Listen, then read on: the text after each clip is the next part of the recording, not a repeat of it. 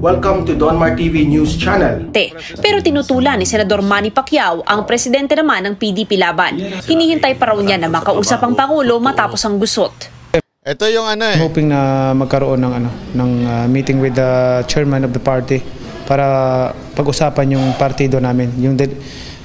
Para makapag-usap din kami at may mga suggestion at saka proposal din ako for the party to strengthening the party. Dati nang sinabi ni Pacquiao na pag-iisipan niyang tumakbo sa pagkapangulo. Ito yung sa totoo lang medyo natatawa na ako kasi alam nyo, di ba, last week pa lang, hinihingi niya na makapag-meeting kay Pangulong Duterte. Parang ini-snub siya ni Pangulong Duterte kasi pagkatapos niyang banat-banatan yung mga kapartido niya sa kabila na sila Sekusi, which is ang sinasabi naman nila Sekusi, tumakbo si Pangulong Duterteng Vice President, diba? Dito nakita mo na kaagad na iba yung kasi sabi ko nga naman ano bang problema kung itong mga iba sinusulong na maging Vice President si Pangulong Duterte? Ano bang problema nun? Ang tatakbuhin mo naman presidente, pwede nga Pacquiao Duterte ang lumabas di ba? Bakit siya tumututol doon? Di ba? Hindi ko maintindihan bakit niya tinututulan yung mga kaalyado niya na nagsasabing tumakbo si Pangulong Duterte Vice President. Tapos ngayon, hahabol-habol siya na kesyo gusto ng meeting kay Pangulong Duterte. Ang sagot ng ata ng ating Pangulo ay sa ngayon ay wala pa, di ba? So ibig sabihin pambihira.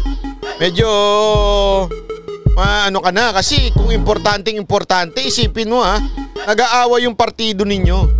Sabihin doon sa loob ng partido may bangayan. Importante yan para sa Pangulo kasi partido ni Pangulong Duterte yan. Siya ang pinaka-chairman dyan. Tapos ikaw ang presidente o baligtad. Kasi hindi ko na sure kung ibig sabihin nun, napakahalagang kang kausapin ni Pangulong Duterte pero parang wala pa hanggang ngayon.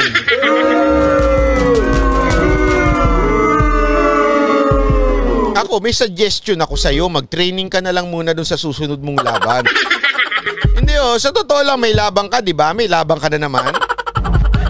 Ano ba itong laban na ito? Pampataas ba ito ng ratings o na-miss mo lang talaga ang boxing?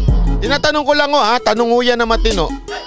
Kasi iniisip ko nga, syempre, pag nanalo siya dyan, pogi points siya naman siya sa Pilipino niyan. Pero I hope naman, baka naman pwedeng tayong mga Pilipino, let's cheer for Pacquiao as a boksingero, Let's hope that manalo si Senator Manny Pacquiao as boksingero. Huwag naman natin ilagay yung politika doon sa pagboboxing niya. Let's still support Pacquiao as a boksingero. Pero hanggang boxing na lang. Hindi porket nanalo siya sa boxing, ipapanalo na rin natin siya sa Pangulo. Yun lang ang akin. Sana Senator Manny mag-concentrate ka na lang sa boxing. Mas maganda pa, promise. Ako, I will support you, promise. I will support you as boksingero, Laban tayo, boxing. I mean, itayo mo yung bandera natin. Hanggang doon na lang. Huwag ka na maging Pangulo. Alam mo, mas marami ka pa nga may aangat Alam mo kung ako dito, kasi, yung mga nakapaligid kasi sa'yo Alam mo kung ako sa'yo, binigyan mo ng pansin muna yung yung tahimik na politiko, yung tumutulong ka lang, hindi ka muna nagsasalita. Kasi lumabas yung lumabas yung hindi naman sa yung karakter mo, sa tingin ko lang lumabas yung pagka quote unquote di umano. Ang ingat ko na quote unquote di umano. Di umano. Yung pagiging pagiging ambisyoso mo. Di umano. 3 beses ko sinabi yan, Yung pagiging ambisyoso mo na maging Pangulo, di umano, Sana naman, medyo, kung ako sa'yo, marami matutuwa kung ang mga Pilipino, dumabang ka sa boxing, tas kumita ka, ipamigay mo sa mga, alam mo yung mag-donate ka ng ilang milyon para sa bakuna. Abay siguro matutuwa ang Pilipino pero ngayon parang lumalabas na yung pagiging hindi naman sa ganun na nga, ambisyoso. Di umano. Diba? May komento din si Senador Ping Lacson kung sakaling matuloy ang tambalang Ito Sara naman si Lacson, gusto rin kumandidato. Ng tutya naman, Duterte at Pangulong Rodrigo Duterte. Ang political dynasty nasa Constitution pero walang enabling law. Walang makapagsasabi na unconstitutional o legal. But may nang sabihin mo pag may commercial tayo ha. Pagka-commercial tayo ng lilipad ng agila. on parang generally speaking, unconstitutional nga. Pero hindi rin masasabing ganon kasi nga walang enabling law. Tungkol naman sa kanyang plano para sa 2022, dalawa lang daw ang pinagpipilian ni Lacson, tumakbo sa pagkapangulo o magretiro. Dati nang tumakbo si Lacson sa pagkapangulo noong 2004. Bukas daw si Lacson na magpaampon sa isang political party, pero mukhang hindi sa grupong Isang Bayan na may imbitasyon daw sa kanya. I saw the interview of the lead convener, former Justice Antonio Carpio. Ang sinasabi niya doon, wala ako sa consideration, precluded na ako eh. Only because ako yung nag-sponsor ng Anti-Terrorism Act. Nung nasa Senado, any self-respecting person or individual na-preclude ka na. Tapos ngayon, iimbitahin ka. Meron naman siguro akong sariling respeto merong respeto sa sarili ko. Yung pala eh. Hindi kasi daw parang ayaw ng Isang Bayan tong si Lacson dahil dun sa anti-terrorism bill. Tapos biglang parang parang pinag-iisipan na sabi niya nga para daw hindi naman may respeto naman daw siya sa sarili niya na wag nang tumakbo under dun sa Isang Bayan. Kaya nga kung ako sa iyo, Senator Lacson, mag-retire ka na lang. Hindi, yun ang totoo. Sa tingin ko naman nakapag sapat na yung ginawa mo. Kung meron man, sapat na yung ginawa mo, sapat na yung trabaho mo, baka naman gusto mo na mag-resign. Yun lang naman. Mag-retire. Baka gusto mo na mag-retire. Kasi anyway, di ka naman din mananalo o di may isip lang ng tao 2 beses kang talunan na bilang Pangulo. Ang sakit naman nun, di ba? O respetuhin mo na lang din yung dignidad mo na naging senador ka at hindi naging 2 beses na talunan.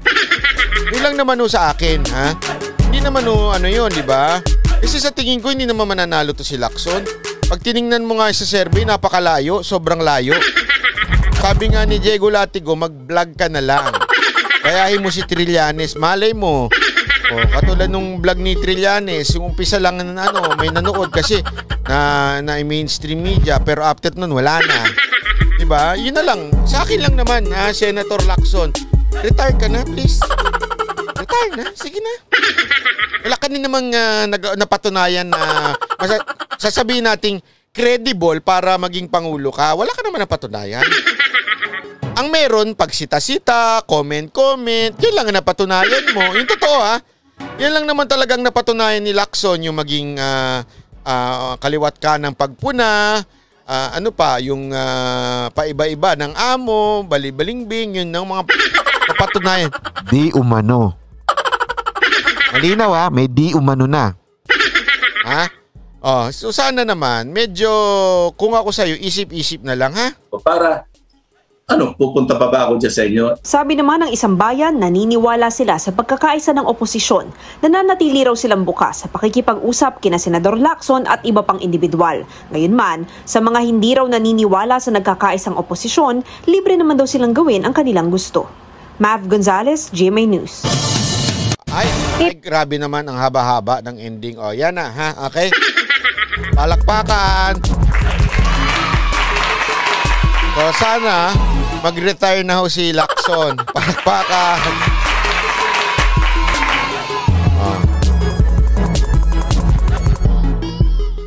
Ito na.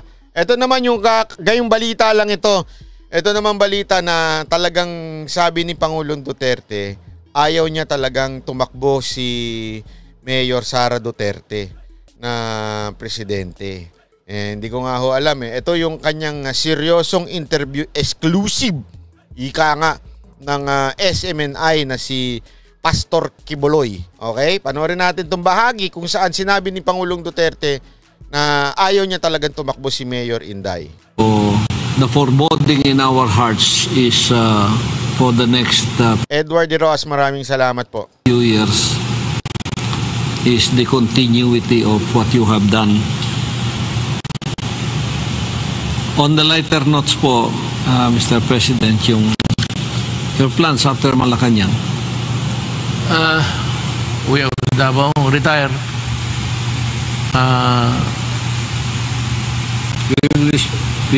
We will still be praying for you to be strong, have a long life, healthy life, and enjoy the rest of your life. Order na lang ako doon sa prayer mountain mo. Maganda mo yun doon. Mag-golf na rin. Google. But you know, sa isip at puso namin, if you become the Vice President, kasi isang term ka lang naman, you will not be as hard up as when you were President. You can still relax, but you will still be there to be the beacon and guide of the Filipino, which they have longed for, na kahit na retired ka na, parang semi-retired ka na rin yan eh. Nandun ka pa rin. At this nation still needs you. So pag-isipan natin yun at we'll be praying for you. Well, pero si Inday ayaw kagami man ako dumating. Si Inday kinausap ko talaga kagabi. So, kagabi lang daw ito ha. Itong pabalita na ito, kanina lang ho yan. So, ibig sabihin, siguro nung Sunday yan, no, Saturday or Sunday, or malamang Sunday ho, nagkausap sila ni Mayor Sara. Do not run. Do not ever commit the mistake of running. Pero, okay ha, sabi ni Pangulong Duterte dito, do not run. Okay? So, ibig sabihin po nun, kayo na ho mag-conclude, do not run. Diba? Sabi ni Pangulong Duterte kay Mayor Sara, do not run. Parang ganito lang ho yan eh. Ako magja-jogging, diba? Kunwari ho, ako magja-jogging sa labas. Sasabihan ako ng security guard dito, huwag kang mag-jogging. Ano ibig sabihin nun? Diba? Ibig sabihin, meron akong planong mag-jogging. Nakuha ninyo. Nakuha ninyo. Ibig sabihin nun, malamang talagang may plano na si Mayor Sarang tumakbo. At kaya nga sinasabi pa rin ni Pangulong Duterte, do not run. Pero, I know you have a plan. Diba? Ayun eh, sa tingin ko, yun ang sa tingin ko eh, no? Sa tingin kong gagawin gagawin ni Mayor Sara Duterte. Sa tingin ko talaga, tatakbo naman ho siya. Kasi nga, eto, before, ang sinasabi ni Pangulong Duterte, ganito. Mayor Sara will not run. Yun, will not run. Hindi siya tatakbo kasi ganito. Pero ngayon, ang sinasabi niya, do not run. Ibig sabihin, may plano na siya. Tama mali. For presidency. Wala, I do not mean to insult the Filipino people. Presidente, wala ka talagang makuha. Wala para sa iyo.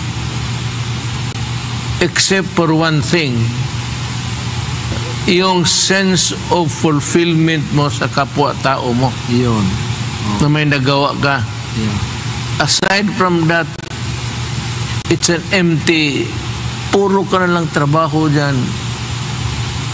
Now, unless magtakbo ka ng presidente tapos mangurakot ka, you will become a billionaire or millionaire, whichever you want. Pero, is that the life that you want? Kung sobra-sobrang pera, anuhin mo man yung... Sabi ko sa kanya, knowing you, maawa ako sa kayo, magtrabaho ka, ang sweldo 200. Buti sana kung to Pilipinas naman. No? O sana kung bigyan ka naman ng mga 1 million. 1 million ay month. Oo, 1 million ang salary. Tapos bigyan 200, sige ka trabaho.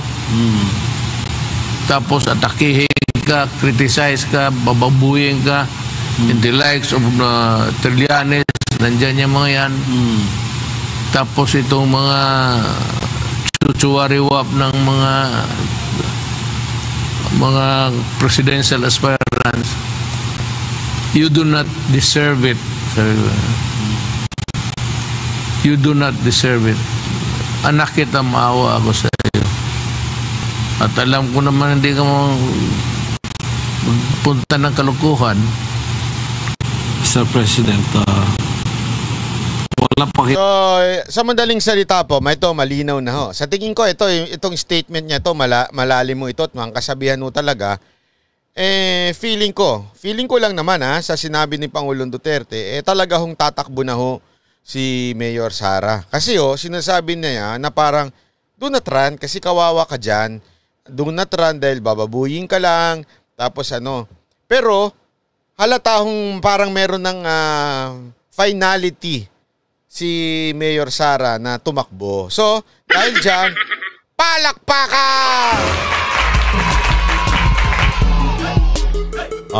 Diba? Kasi hindi ka naman sasabihin ng do not run kung hindi ka tatakbo eh.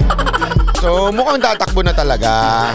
Ayan na, dire-diretso na. Oy! Kaya unya-unya. Nakikita na talagang makapagpapatuloy sa sa legacy na iniwan ninyo ngayon. Meron, pero hindi na mabutat na lang, mag-neutral na lang rin ako. Pero meron. Ba fam, salamat po. Sir Bite 3-in-1 coffee. Ano yun? Thank you. Okay. Meron diyang mga aspirants. I may publicly name them when the time comes.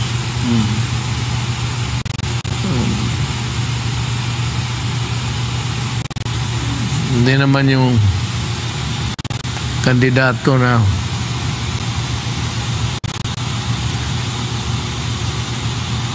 ayaw ko lang. I do not mean to insult anybody, but it takes more than just what you show today yung nakaya mo ngayon. Much more than that. Presidency is more than that. You are there and you know it. See.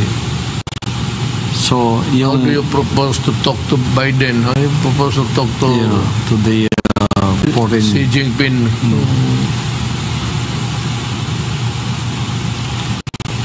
Pero sa tama nga naman no? Paano mo kakausapin si Xi Jinping at si Biden? Mag-boxing tayo. Na? Alam mo yung boxing, maganda ito. Survey, ano ang klaseng survey? Si Inday Sara talaga yung number 1 eh. Gusto mo alam ba? mo, Pastor, pero maybe she will be given the capability of the Lord when the time comes na nandun na siya. Knowing that she has your blood. She has your values. Hindi niya sinday. Well, paningin ko, parang ano rin siya. Sinabi ko na wag.